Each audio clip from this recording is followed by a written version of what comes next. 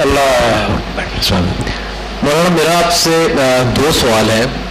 پہلا یہ کہ نماز تو ہم پڑھتے ہیں،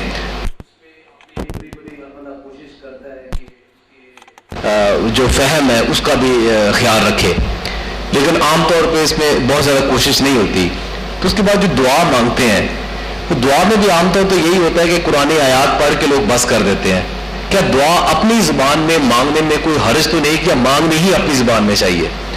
دوسری یہ چیز کہ روزے کی حالت میں ٹوتھ پیسٹ کا استعمال کے بارے میں کیا ہے کہ مسواک تو اویلیبل نہیں ہوتی؟ جی دانتوں کی صفائی روزے میں جس طرح آپ جی چاہیں کر سکتے ہیں، ٹوتھ پیسٹ سے بھی کریں، اس میں بھی کوئی حرج نہیں ہے، مسواک سے کرے وہ بھی آپ کی مرضی۔ ٹوتھ پیسٹ یا مسواک سے روزے کا کوئی نقصان نہیں ہوتا، صرف یہی احتیاط ہونی چاہیے کہ کوئی چیز اندر نہ جائے۔ باقی جو ذائقے کی بات ہے، ذائقہ کوئی چیز نہیں، کڑوی مسواک ہوگی یا میٹھی، ذائقہ تو اس کا بھی ہو گیا، پانی کا بھی محسوس کرتے ہیں۔ بلکہ عورتوں تک وہ اللہ تعالیٰ نے یہ اجازت دی ہے کہ اگر وہ نمک مرچ چکھ لیں تو چکھ کر تھوک دیں، ہانڈی کے بارے میں وہ سوچ سکتی ہیں کہ یہ صحیح پکڑی، یعنی کوئی بات نہیں۔ دوسرا سوال جو ہے نا دعا کا، یہ بالکل ٹھیک بات ہے کہ اگر ہم عربی زبان میں دعا کرتے رہیں تو رٹی رٹائی عبارت تو پڑھ سکتے ہیں، مگر اس سے کوئی لذت نہیں ہوگی، کوئی سوز و گداز نہیں پیدا ہوگا۔ جب ہم جو مانگے اس کا سمجھتے نہیں کہ کیا مانگ رہے ہیں، کیسے چیخے چلائیں گے، روئیں گے، تو بالکل صحیح بات ہے کہ زبان اپنی میں دعا ہونی چاہیے، نظم و نثر میں کریں۔ بلکہ میں نے تو سوالوں کا جواب دیتے ہوئے کہا کہ دین میں نماز میں بھی دعا پر کوئی پابندی نہیں کہ وہ عربی میں پڑھی جائے۔ اگر آپ کو عربی میں دعائیں یاد ہیں کچھ پڑھیں، ورنہ صرف سورہ فاتحہ اور اس کے ساتھ سورت جو ہے نا اس کو عربی میں پڑھنا لازم ہے، کیونکہ اگر اس کو دوسری زبان میں ٹرانسلیٹ کریں پھر وہ اللہ کا کلام نہیں رہے گا، بے شک ترجمہ کتنا اچھا ہو۔ بلسان عربی مبین، قرآن عربی میں اترا۔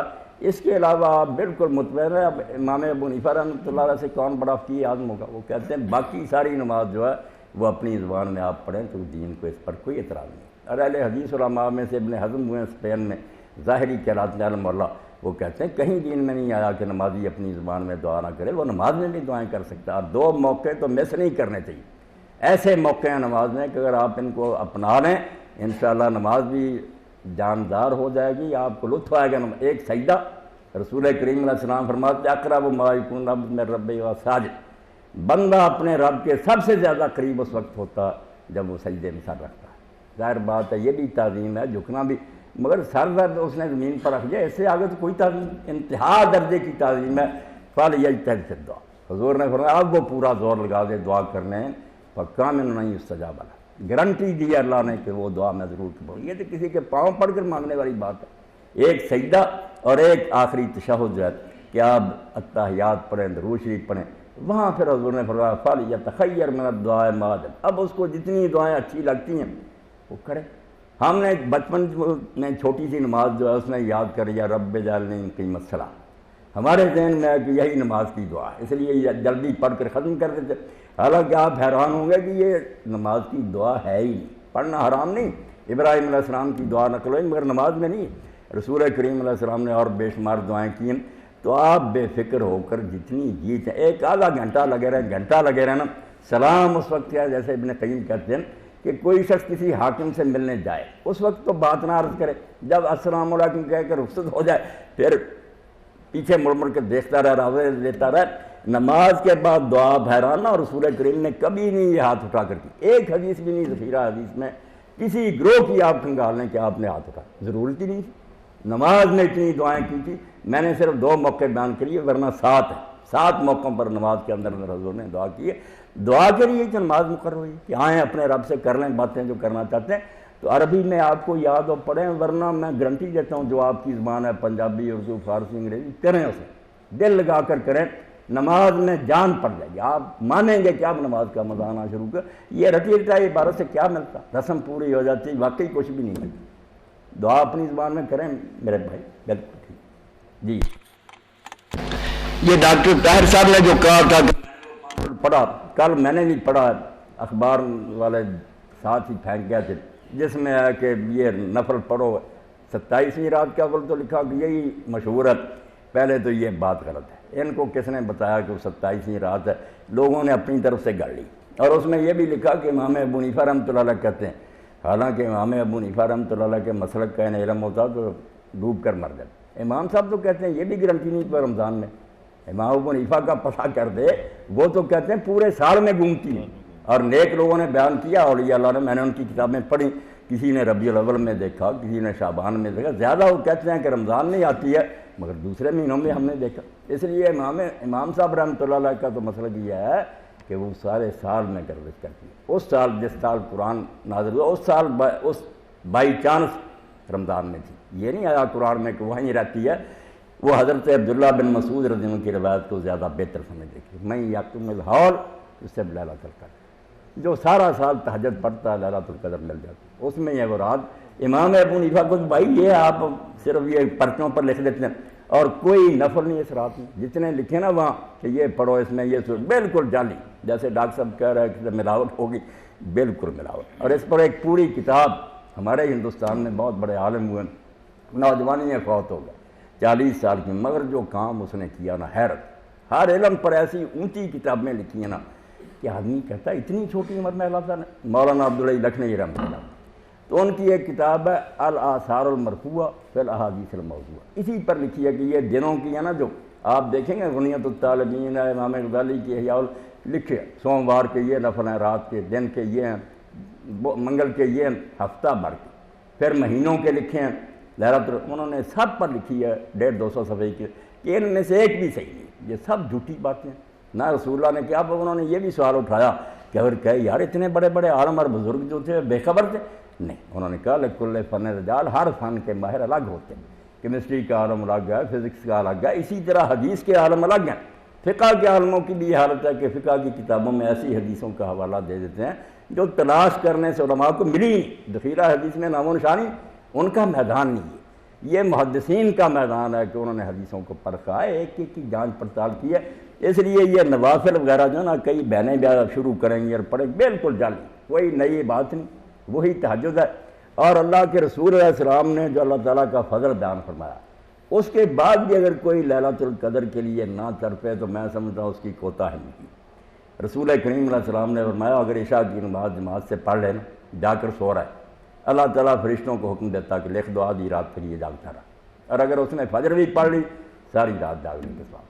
اور اسی لیے حضرت سعید بن مسیب فرماتے تھے جو عشاء جماعت سے پڑھ لے اور فجر پڑھ لے اس کو لیلۃ القدر مل گئی، یہ منیمم ہے، اتنا تو کر لیں آپ، مل جائے گی انشاءاللہ۔ اور جو اس سے آگے بڑھ سکتے ہیں وہ تہجد کا خیال کریں، اور اس سے کوئی آگے جانا چاہتا ہے تو صرف یہ نہیں کہیں آیا کہ ساری رات جاگو، نہیں، سو سکتے ہیں آپ، مگر کوشش کریں اور اس نیت سے پڑھیں نوافل کہ اللہ ہم رات تو جانتے نہیں، مگر تیرا فضل عمیم ہے، تیری رحمت وسیع ہے، ہماری جھولیاں بھر دے، وہ کوئی بھی رات ہوگی انشاءاللہ آپ کو اجر مل جائے گا۔ اور کوئی بات ہے تو آپ دریافت کریں۔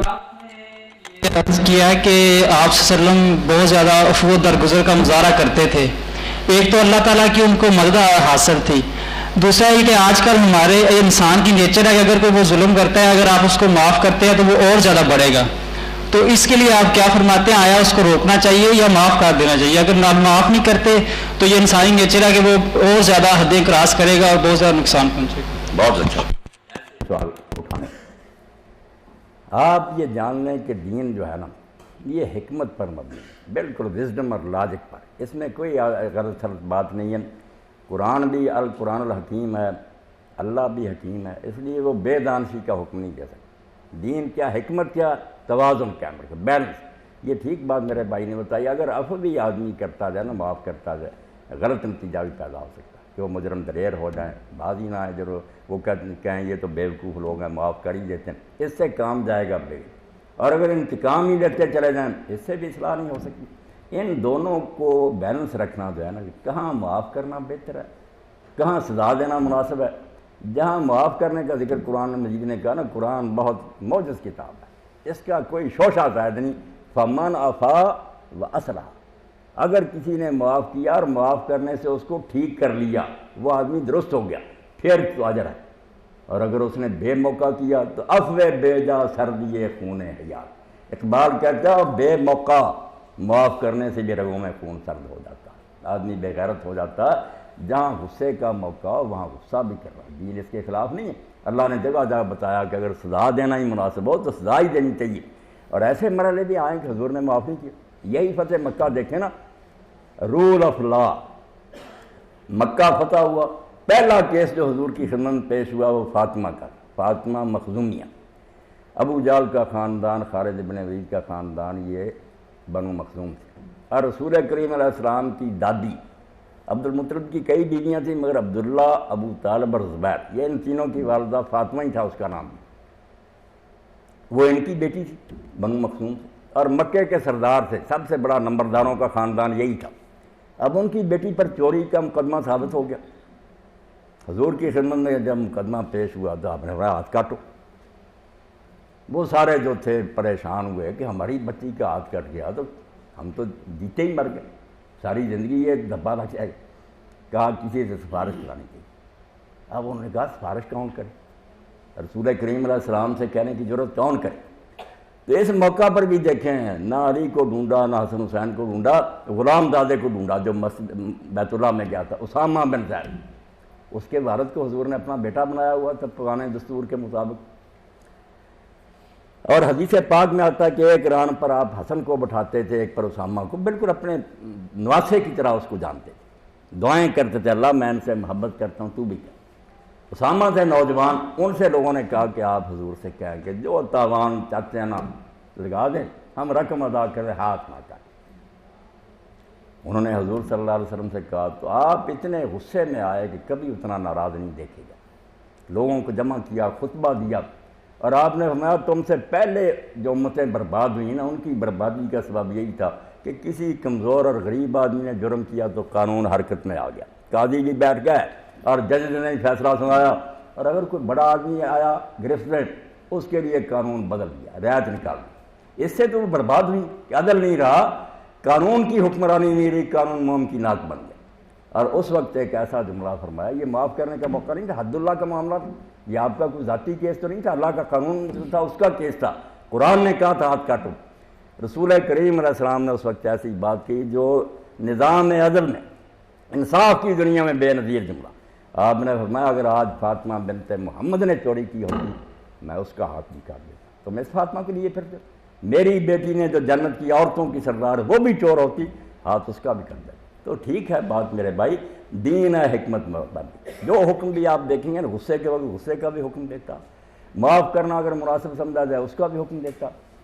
ایسی بات کبھی نہیں دین میں آپ پائیں گے جس میں جھول پائی جائے کہ ایک ہی طرف لوگ گیا، توازن ہے، نہ افراط ہے نہ تفرید ہے، درمیان۔ جی میرا سوال یہ ہے کہ بعض اوقات ہم کسی کام کے لیے بہت زیادہ دعا کرتے ہیں اور اس کام کے ہونے کا یقین بھی ہوتا ہے، لیکن وہ کام نہیں ہوتا تو مایوسی کی حالت میں، یا انسان مایوس تو ہوتا ہی ہے، تو شکوہ نکل جاتا ہے دل سے کہ اللہ تعالیٰ تمہارے لیے کون سا مشکل کام تھا۔ میرا سوال پوچھنے کا یہ مقصد ہے کہ اس سے کوئی شرک کا پہلو یا اللہ تعالیٰ کی شان میں گستاخی کا تو پہلو نہیں نکلتا، اور کیا شکوہ کرنا ٹھیک ہے؟ دعا کے بارے میں سب دوست یہ جب پڑھتے ہیں نا قرآن مجید میں اللہ کہتا ہے مجھ سے دعا کرو میں قبول کروں گا، تو پھر حیران ہوتے ہیں کہ ایک طرف تو یہ ضمانت دی اللہ نے، مگر بہت سے یہ دعائیں ہم کرتے ہیں وہ پوری نہیں ہوتی، تو یہ بات کہاں جاتی ہے پھر اجیب الدعوۃ الداعی اذا دعان، جب بھی دعا کرنے والا دعا کرے میں اس کی دعا قبول کرتا ہوں۔ تو اس کا حل جو اللہ کے رسول علیہ السلام نے بتایا، اور ایک مرد مومن اس پر اگر یقین کر لے تو بالکل ڈپریشن ختم ہو جائے گی، نہ شکایت پیدا ہوگی، نہ غمگینی، نہ مایوسی قریب ہی نہیں آئے گی۔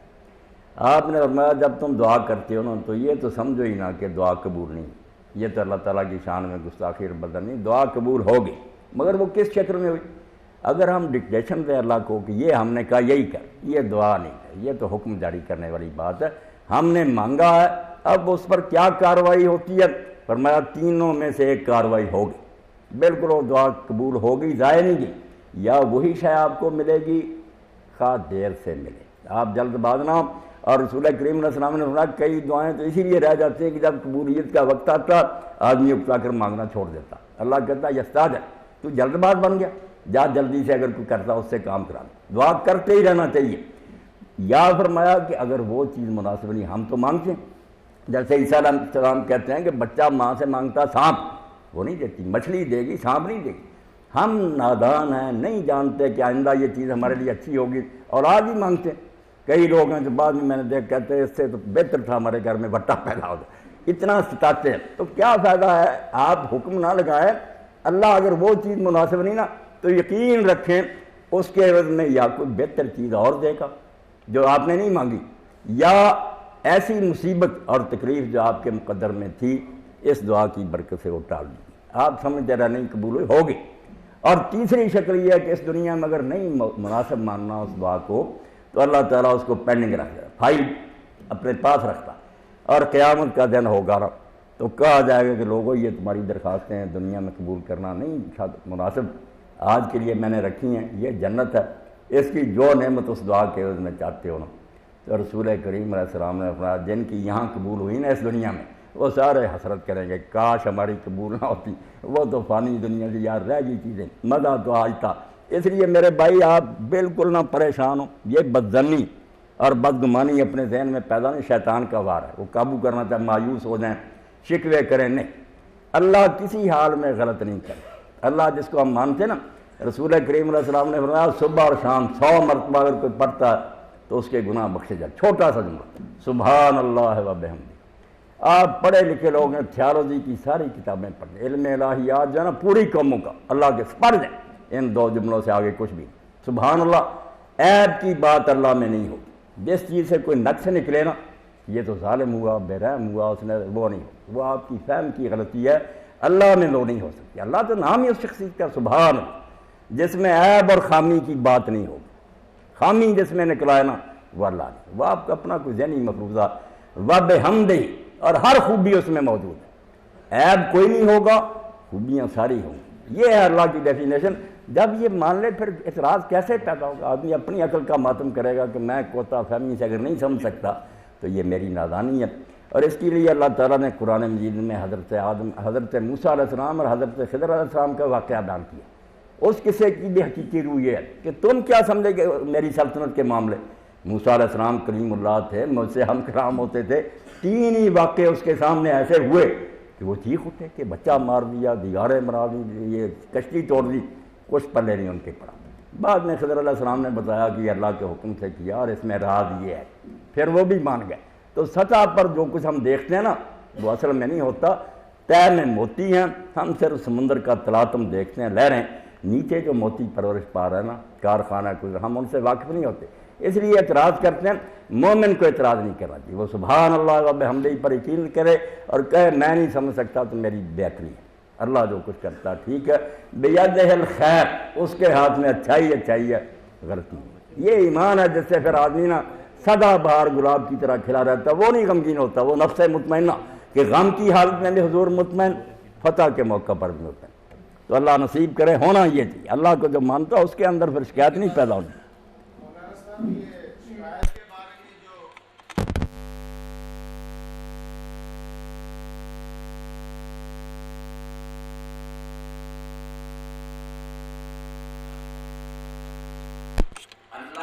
شکایت بندوں سے کرنا جو ہے نا یہ ڈاکٹر صاحب منع ہے کہ آدمی لوگوں سے کہتا پھر اللہ نے میرے ساتھ یہ زیادتی کی، اپنے وہاں شکایت کے معنی میں نہیں، گلا نہیں، فریاد کر کہ میں اپنی پریشانی اور غموں کی فریاد اللہ سے کرتا ہوں۔ اللہ کے سامنے تو اپنا دکھ رکھنا چاہیے، ہمیں چلانا چاہیے، بعد میں جو بھی فیصلہ ہو اس پر راضی ہوں، اللہ سے بھی معاملہ نہیں عرض کرنا تو پھر تو یہ بے دینی ہوگی نا۔ یہ تو کہا گیا کہ جو دعا سے سر پھیرتے ہیں وہ مستکبر اور متکبر، میں انہیں جہنم میں گھسیڑ دوں۔ دعائیں تو کرنی تھیں، یعقوب علیہ السلام نے لوگوں سے کوئی شکایت نہیں کی، انما اشکو بثی وحزنی اللہ، میں اللہ کے سامنے اپنی فریاد کرتا رہتا ہوں کہ اللہ میں ان پریشانیوں میں مبتلا، یہ کرنی چاہیے، یہی کہ بندگی ہے کہ آدمی اپنے عجز کا اعتراف کرتا رہے، بے بس ہے، مگر پھر جو بھی اللہ تعالیٰ کرے نا راضی اسی پر ہے، اللہ کے فیصلے پر ناراض نہ جی۔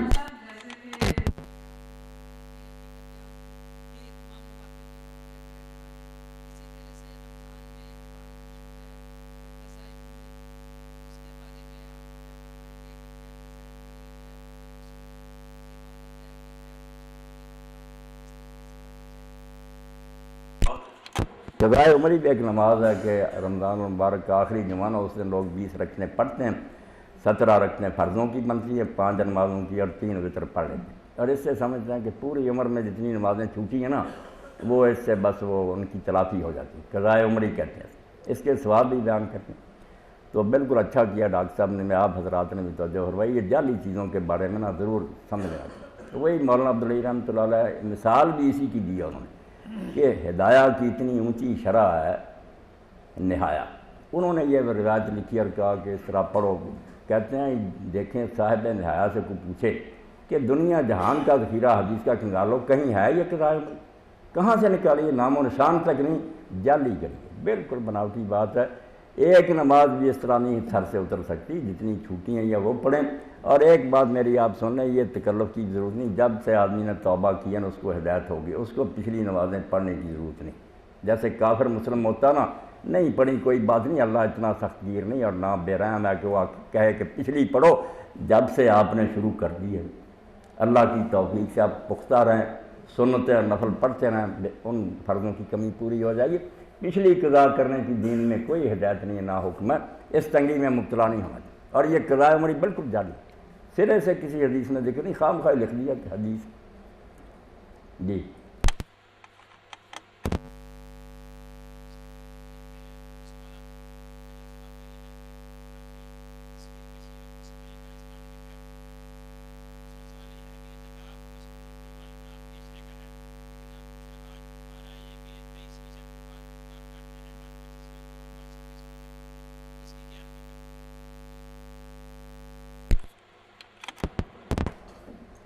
اسلام میں کچھ احکام تدریج سے دیے گئے، آہستہ آہستہ میں حضور نے آخری احکام دیے. پہلے جب لوگ کفر سے نکل کر اسلام میں آئے تھے نا، تو وہ چونکہ شرک سے نکلے تھے، اس لیے بعض احکام میں بہت سختی تھی، جن میں تصویر بھی تھی. کیونکہ تصویر بھی دنیا میں بہت بڑا شرک کا ذریعہ رہی ہے کہ نیک اور بزرگ ہستیوں کی لوگ تصویریں جو ان کو پوچھتے ہیں، اس کی شکل ہی آگے بت تراسی بن گئی. تو اس پر بھی بہت سختی تھی کہ اس گھر میں فرشتے رحمت کے نہیں داخل ہوتے، نہ رکھو یہ تصویریں. یہ بالکل اسی طرح کا حکم تھا جس طرح قبروں کی زیارت سے بھی آپ نے بالکل روک دیا، کوئی مرد اور قبریں دیکھنے نہ جائے. پوجا جو پہلے لوگ کرتے رہتے، مگر بعد میں ہم دیکھتے ہیں پھر وہی حکم جو تھا قبروں کی زیارت کا، آپ نے اس کو ختم کر دیا کہ تم اب جا سکتے ہو. قبریں دیکھنے سے موت یاد آتی ہے، آخرت کی فکر پیدا ہوتی ہے. اجازت بھی دے دی، مردوں کو دی، آخر میں عورتوں کو بھی دے دی کہ عورتیں بھی اگر صبر سے کام لیں اور پردہ کر کے جائیں. چھٹی احکام میں اس طرح آہستہ آہستہ آپ نے وہاں تک پہنچایا. یہی حالت تصویر کی ہے. اب جو لوگ اس پر جمے ہوئے نا کہ نہیں جاندار کی تصویر ٹھیک نہیں، وہ بعض احادیث سے آنکھیں چراتے ہیں. صحیح بخاری میں جب آپ نے کہا تصویر کا، تو اس میں بعد میں یہ بھی فرما دیا اللہ رقمن کی صاحب کہ کپڑوں میں بنائی ہوئی تصویریں جو ہے نا وہ بے شک جانداروں کی ہوں، ٹھیک ہے، گنجائش نکال. اور بچیاں جو ہے نا وہ کھلونے اگر لیں لعب البنات، وہ بالکل مجسمے بھی ہوں، بچیاں چھوٹی چھوٹی ان سے کھیلیں اور وہ گڑیا ان کی ہوں، اس کو بھی درست قرار دیجیے. تو پہلی بات نہیں اب رہی، اب صرف وہ تصاویر حرام ہوں گی جن سے عریانی اور بے حیائی کا کام کیا جائے، بے پردگی ہو، صاف صاف ہو، یا شرک کے لیے کوئی استعمال کرے، کسی اپنے پیر و مرشد کی بنا لے، دکان میں رکھے، بیٹھک میں لگائے کہ اس سے برکت ہوتی ہے. یہ تصورات غلط ہے. ان کے علاوہ ویسے اگر کوئی بناتا ہے نا تو پھر وہ جیسے کپڑے میں آپ نے اجازت دے دی کہ جاندار بھی کی ہو، کوئی حرج نہیں، اب اس طرح کی چیز. یہ السید السابق بہت بڑے عالم انہوں نے فقہ و سنہ لکھی، وہ کہتے ہیں بھائی امام طحاوی کی بات صحیح ہے کہ پہلے یہ چیزیں سختی سے روکی گئی تھیں، آہستہ آہستہ جب ایمان میں لوگ پختہ ہو گئے کچھ نرمی ہو گئی.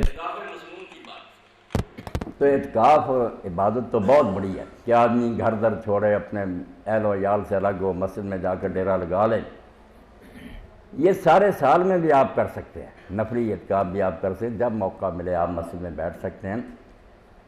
میری مسجد میں وہ ٹیلی فون کے ڈائریکٹر تھے، ایک مہینہ پورا، ایک سال وہ بیٹھے تھے، رمضان کے علاوہ بیٹھ سکتے ہیں. ایک سال رمضان کا بھی انہوں نے پورے کا کیا. تو ایک اعتکاف تو مستحب ہے کہ شوق سے آپ کرنا چاہتے ہیں، یہ جب چاہے کریں، جتنا چاہے کر لیں. دوسرا اعتکاف مسنون ہے کہ رسول کریم علیہ السلام نے آخری 10 یا 9 دن جو ہے یہ اعتکاف کیا، اور ایک سال اگر رہ گیا کسی ضرورت کی وجہ سے تو آپ نے شوال میں پھر اس کی قضا کر لی. یہ مسنون اعتکاف ہے.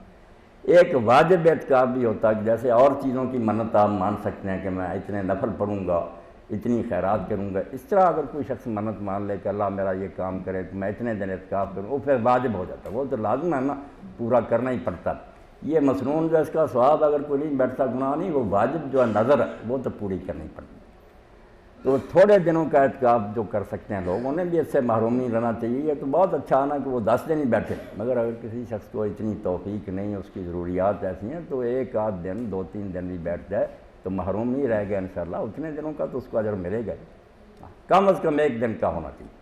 یہ بعض مساجد میں لکھا ہوتا نوایت و سنت الاعتکاف کے، جب مسجد میں داخل اعتکاف کی نیت کر لیں، آپ ایک گھڑی کی کر لیں، یہ نہیں بات صاحب، کم از کم اعتکاف جو حدیث ہے صاحب ایک دن کا تو ہے نا، کہ صبح سے لے کر شام تک آپ بیٹھیں روزہ رکھ کر، یہ اعتکاف کم از کم، زیادہ جتنے دن کو کر سکے ٹھیک۔ صاحب میں آپ سے 2 کوشچن ہیں، ایک تو یہ ہے کہ ایک شخص کو پتہ ہے کہ اگر وہ فجر کے ٹائم نہیں اٹھ سکتا تو کیا وہ عشاء کی نماز کے ساتھ ہی اگلے دن کی فجر کی نماز پڑھ سکتا ہے؟ اور دوسرا میرا کوشچن یہ ہے کہ آپ نے بتایا کہ اسلام میں غلاموں کو ایکول رائٹس دیے ہیں، تو آج کل جو حساب ہے وہ یہ ہے کہ اگر ہم لوگ تھوڑی سی بھی کسی کو ڈھیل دیتے ہیں تو وہ بہت فری ہو جاتے ہیں، تو ہمیں ان کو ان کی جگہ پہ رکھنے کے لیے تھوڑا سا اسٹرکٹ ہونا پڑتا ہے، تو اس کے بارے میں اسلام ہمیں کیا کہتا ہے؟ سمجھا ہے نا آپ؟ پہلا سوال کیا تھا بچی؟ پہلا سوال یہ تھا کہ عشاء کی نماز کے ساتھ کوئی بندہ فجر پڑھ سکتا ہے اگر اچھا فجر کی نماز عشاء کے ساتھ؟ نہیں میری بچی، 2 نمازیں اکٹھی کر سکتا ہے ضرورت کے وقت، مگر وہ نمازیں ہیں ظہر اور عصر، کہ آدمی سمجھے کہ آج میں پھر وقت پر نماز نہیں پڑھ سکوں گا، تو یہ 2 نمازیں کبھی کبھی ضرورت کے تحت اکٹھی کی سکتی، اس میں پھر سنت نفل نہیں پڑھے جائیں گے، 4 فرض ظہر کے ہوں گے، 4 عصر کے ہوں گے۔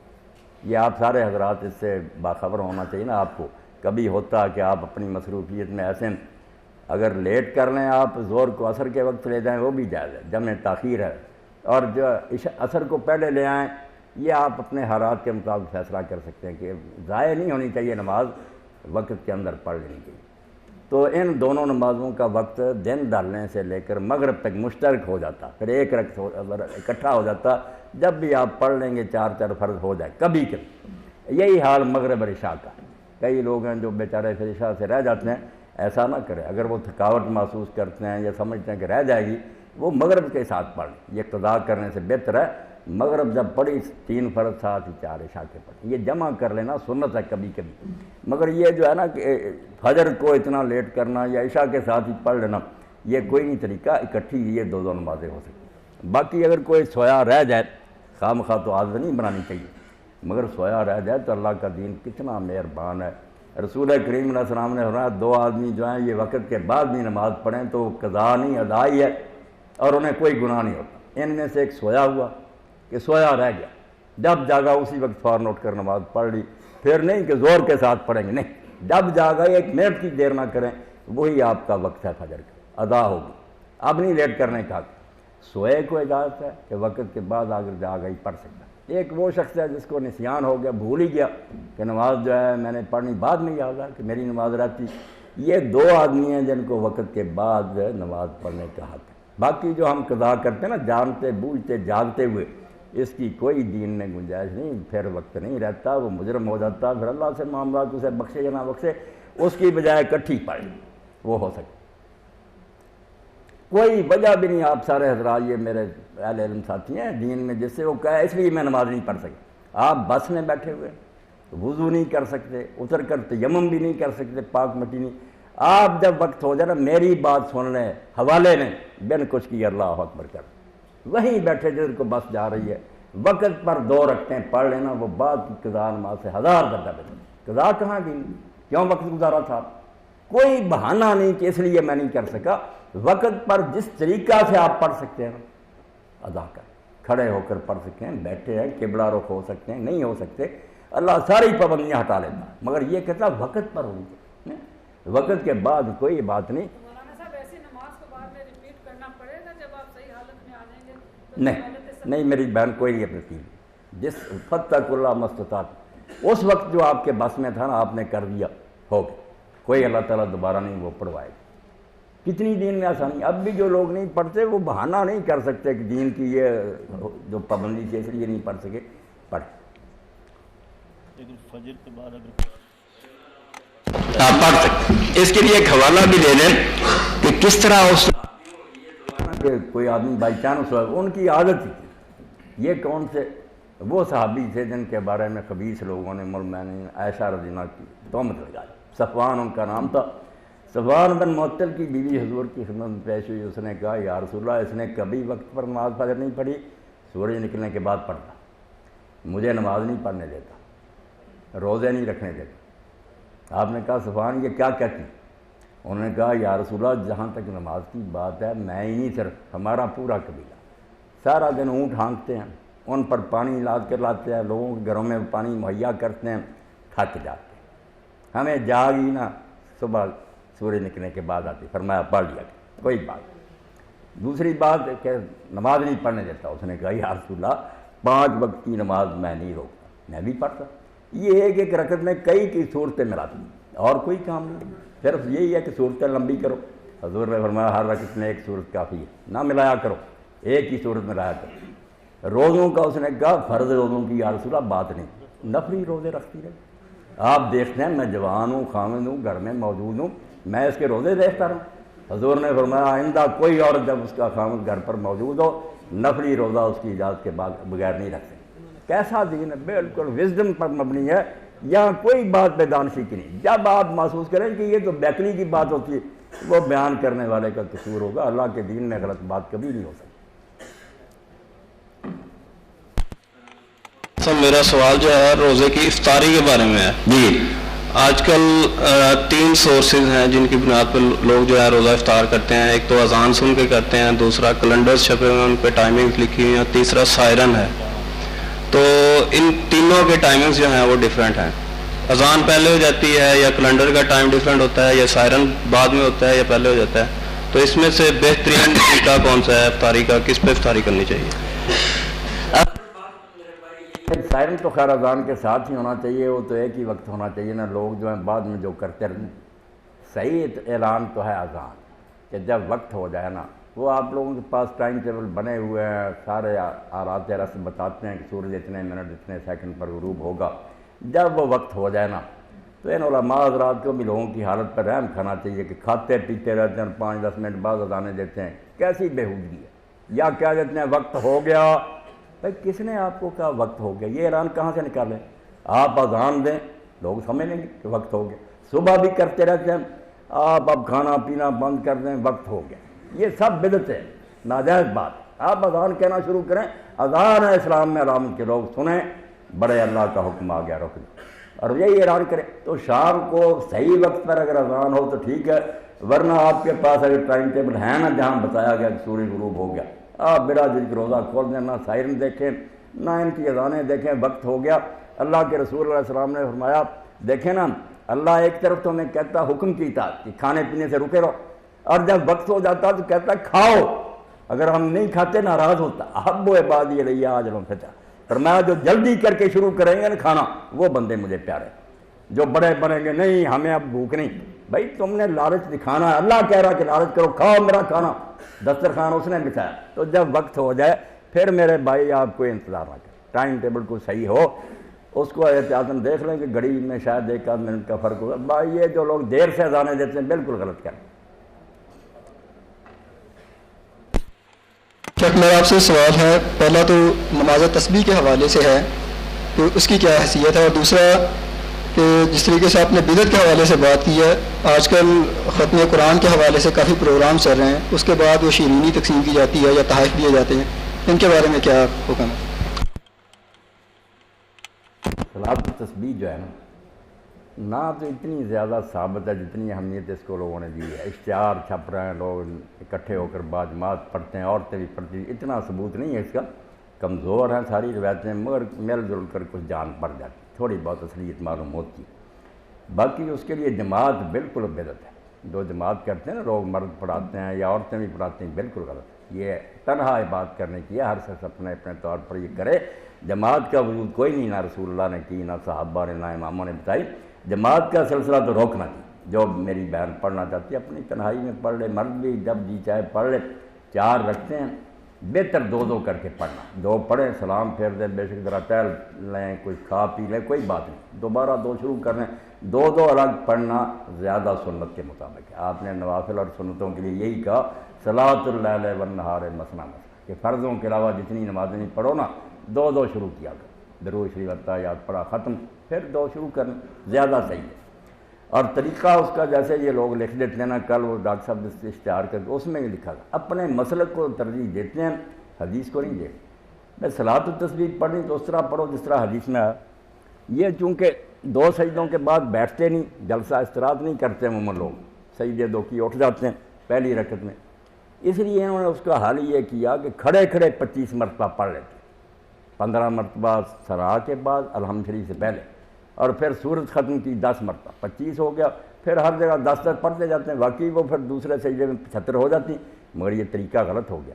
کھڑے کھڑے 25 پڑھنے کا کوئی حق نہیں، صرف 15 پڑھنا، الحمد شریف پڑھیں، سورت پڑھیں جب ختم ہو جائے، یعنی نماز کے جس حصے میں جو کچھ پہلے آپ کرتے ہیں نا، پہلے اس سے فارغ ہوں، اس کے بعد کھڑے کھڑے پھر 15، رکوع میں 3 مرتبہ سبحان ربی العظیم، پھر 10 مرتبہ پڑھنا اتنا ہی ہے، سبحان اللہ والحمدللہ ولا الہ الا اللہ واللہ اکبر ولا حول ولا قوت الا باللہ نہیں پڑھنا، اتنا پڑھنا، یہ 10 مرتبہ۔ یہ پھر جب دوسرا سجدہ آپ کریں گے تو 65 ہو گئے، پھر بیٹھ جانا ہے، اٹھنا نہیں، بیٹھ کر 10 مرتبہ پورا کر کے پھر اٹھنا، پھر اٹھ کر الحمد شریف پڑھ کر سورت پڑھ کر 15 مرتبہ، اسی طرح پھر اتحیات میں پڑھیں گے آپ تو ہر رکعت میں 75 بار 300 مرتبہ ہو جائے گا۔ اور اگر کوئی بوڑھے ہیں، کمزور ہیں، بیمار ہیں، ان کے لیے میں یہ تجویز کر دیتا ہوں، بالکل وہ ایسا ہی کریں۔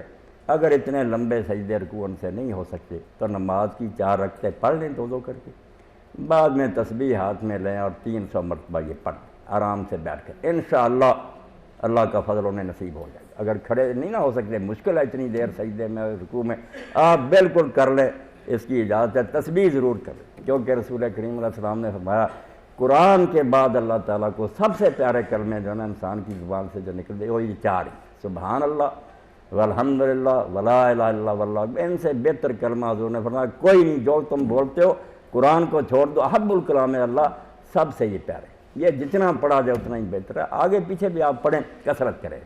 تو 300 مرتبہ بیٹھ کر ہی میری بہنیں اور بھائی پڑھ لینا جو لمبے رکوع سجدے انشاءاللہ انہیں بھی ثواب ملے۔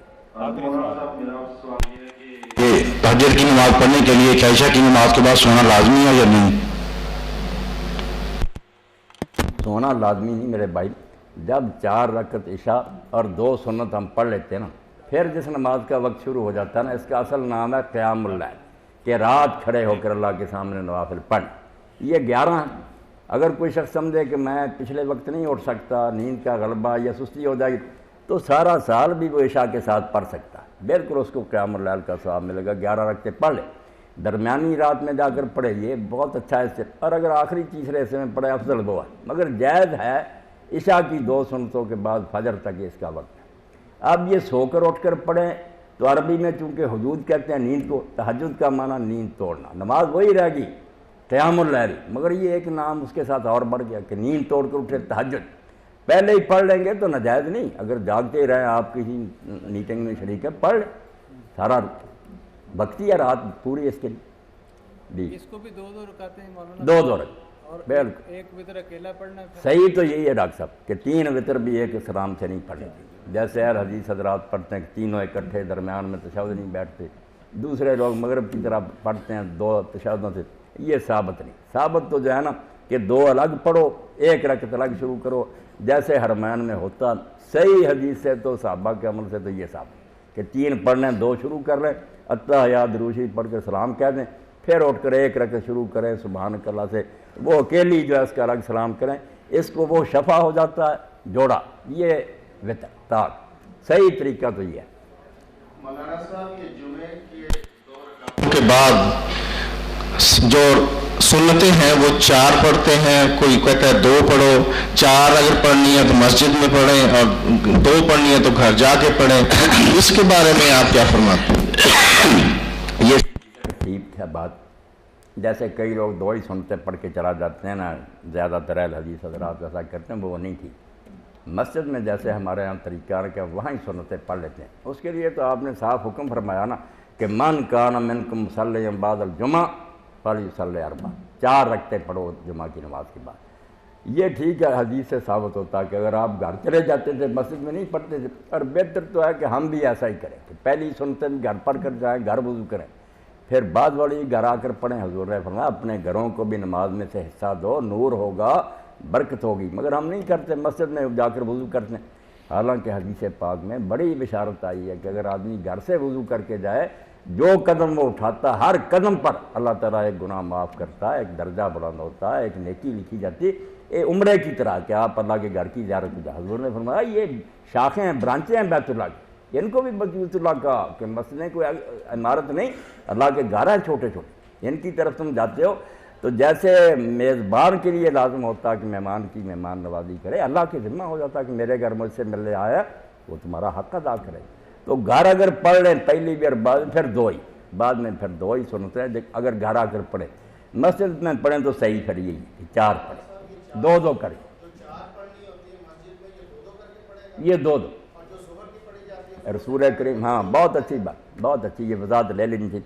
رسول کریم علیہ السلام نے بھی اعلان کیا، اور حضرت عمر رضی اللہ عنہ نے اپنے زمانہ خلافت میں ممبر پر اعلان کیا کہ لوگوں صلاۃ اللیل والنہار مثنی مثنی، رات اور دن میں جب نماز پڑھو 2 زور کی سنتے ہوں، عصر کی ہوں، کسی نماز کی ہوں، 2 صحیح حدیث سے تو یہی ثابت، باقی ساری روایتیں ضعیف ہیں۔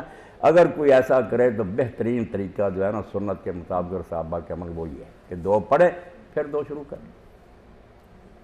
جی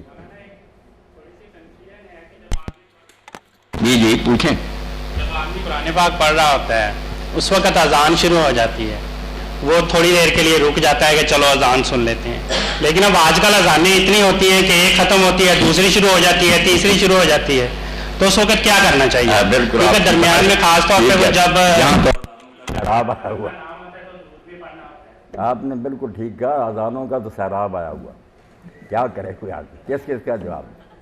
حالانکہ عرب ممالک میں اتنی بات تو ٹھیک ہے نا کہ ایک وقت پر اذان ہوتی ہے ساری مسجدوں میں، قصہ ختم۔ یہاں لوگ جو ہے نا اذان نہیں دیتے رہتے ہیں، تو آپ یہ کریں کہ جس اذان پر آپ نے جا کر نماز پڑھنی ہے، جس مسجد کی اذان پر، اس کا جواب دیں۔ باقی جو ہے نا ان کو کہتے رہیں جہاں آپ نماز پڑھتے ہیں جب آپ کو محسوس ہونا کہ اس مسجد سے ہو رہی ہے، پھر آپ اس کا ساتھ ساتھ جواب دیں، بعد میں درود شریف پڑھیں، پھر دعا بھی کریں، باقی جو اللہ کے حوالے۔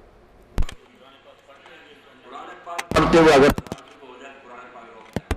اذان سننی چاہیے، اس وقت کا عمل جو ہے وہی کہ وہ سارے الفاظ دہراؤ، ساتھ ساتھ اللہ اکبر کے ساتھ یہی کہو، اشہد ان لا الہ کے ساتھ یہ دہراؤ، حی علی الصلاۃ حی علی الفلاح کا جواب لا حول ولا قوت الا، باقی سارے کلمے وہی دہرانے۔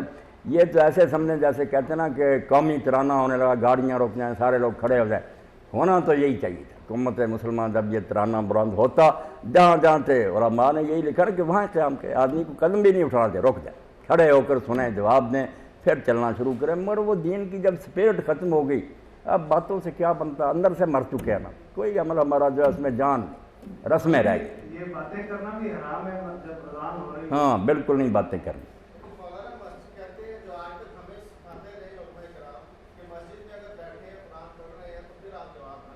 نہیں ان کی بات نہیں درست۔ قرآن پاک کے لیے کہ میرے بھائی بہت وقت آپ پھر بھی پڑھ سکتے ہیں، اس لمحہ کا عمل یہی ہے کہ اذان سنیں، اس کا جواب دیں، اور جواب جب ختم ہو تو کلمہ شہادت بھی پورا پڑھنا چاہیے۔ اصل پورا عمل کریں نا، جواب دیں ساتھ ساتھ، بعد میں کلمہ شہادت اشہد ان لا الہ الا اللہ وحدہ لا شریک لہ واشہد ان محمد عبدہ ورسولہ، اپنے ایمان کی تجدید کریں، اس کلمے کو دہرائیں کہ ہمارے یہ 2 بنیادی عقیدے ہیں، ہمارا اللہ ایک ہے، ہمارے رہبر و پیشوا اللہ کے رسول ہیں۔ اور اس کے بعد پھر اگر یاد ہو تو یہ پڑھنی چاہیے نا، رضیت باللہ ربا وبالاسلام دینا وبمحمد صلی اللہ علیہ وسلم نبیہ، ہم نے اللہ کو رب مان لیا، اب اس پر مطمئن ہے، کوئی شک نہیں، ہم نے رسول کو رسول مانا، ذرا ہمیں اس بارے میں کوئی خلجان نہیں، اور اسلام کو ہم نے دین حق پایا، ہم اس پر مطمئن ہیں، ہمارے دلوں میں اس بارے میں کوئی راضی ہیں ہم اس پر۔ پھر درود شریف پڑھیں پورا، درود شریف کے بعد پھر وہ دعا پڑھے اللہم رب ھذا الدعوہ، اور بڑی فضیلت حضور نے بیان فرمائی کہ قیامت کے دن 100 جنت ہے۔ اب ہماری حد ادراک سے پرے کی بات ہے کہ یہ ہے ایک جنت، جتنی دور آسمان ہے وہاں دوسری منزل ہے، دوسری جنت، اتنے فاصلے پر تیسری، 100 ہیں ایک اوپر نیچے، اپنے اپنے اعمال کی بنا پر لوگ جائیں گے، جتنی ان کی میرٹ ہوگا ان کو، اور آخری جو ہے نا 100ویں جنت وہ فردوس ہے، چوٹی کے لوگ وہاں جائیں گے۔ آپ اندازہ کریں حضور کی عظمت کا، رسول کریم کے مرتبے کا، کہ فردوس کی چھت ہوگی، سارا جہاں نیچے ہوگا، اوپر اللہ کا عرش ہوگا، یہ چھت جو ہے اس کا نام ہے الوسیلہ، جو ہم دعا میں کہتے ہیں نا آت محمد الوسیلہ، محمد صلی اللہ علیہ وسلم کو اللہ وہ مقام وسیلہ دینا۔ حضور نے فرمایا مجھے امید تو ہے کہ وہ ایک کوئی ملنا مجھے ہی ملے گا، مگر میں دم نہیں مار سکتا، تم میرے لیے دعا کرنا، تم میرے لیے کرو گے نا تو پھر تمہاری شفاعت میرے ذمہ آ جائے، میں تمہاری سفارش کروں، تو پورا تو کریں، تو ایسا کرنا چاہیے۔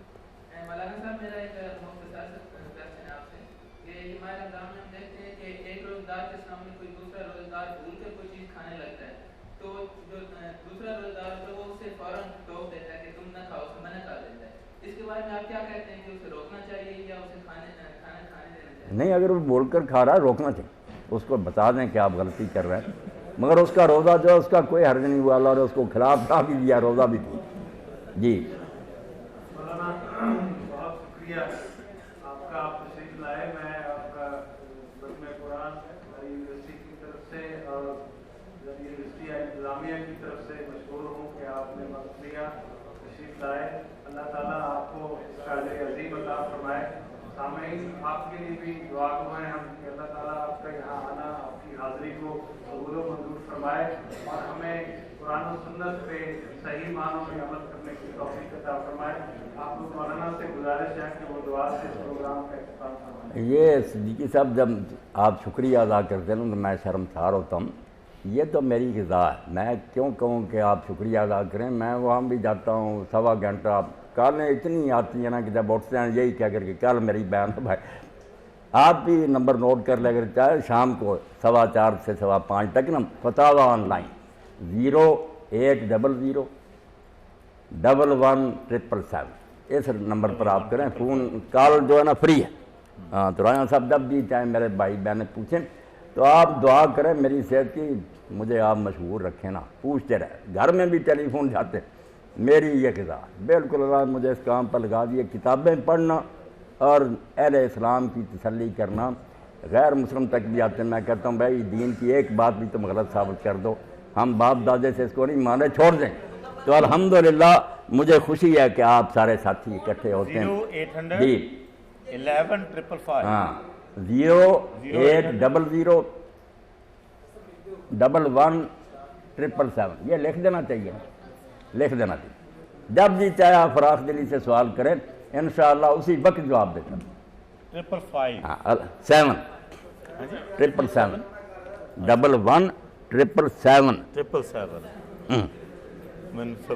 بڑی خوشی ہے. اللہ تعالیٰ آپ کو خیریت سے رکھے، ایسے مواقع ملتے رہیں مجھے اور آپ کو. الحمدللہ رب العالمین والعاقبۃ للمتقین والصلاۃ والسلام علی سید الاولین والآخرین سیدنا و مولانا محمد وآلہ وصحبہ اجمعین. اللہم اعنا علی صیام رمضان وقیامہ وتلاوۃ القرآن فیہ. اللہم سلمہ لنا وسلمنا فیہ وتسلمہ منا فی یسر منک وعافیہ. اللہم وفقنا لما تحب وترضى واجعل آخرتنا خیرا من الأولى. اللہم استعملنا بسنت نبیک وتوفنا علی ملتہ وأعذنا من مضلات الفتن. ربنا آتنا فی الدنیا حسنۃ وفی الآخرۃ حسنۃ وقنا عذاب النار. ربنا افرغ علینا صبرا وثبت اقدامنا وانصرنا علی القوم الکافرین. وصلی اللہ تعالی علی عبد اللہ ورسولہ خاتم النبیین سیدنا و نبینا و مولانا محمد وآلہ وصحبہ اجمعین. آمین یا رب العالمین. اللہ آپ سب حضرات کے لیے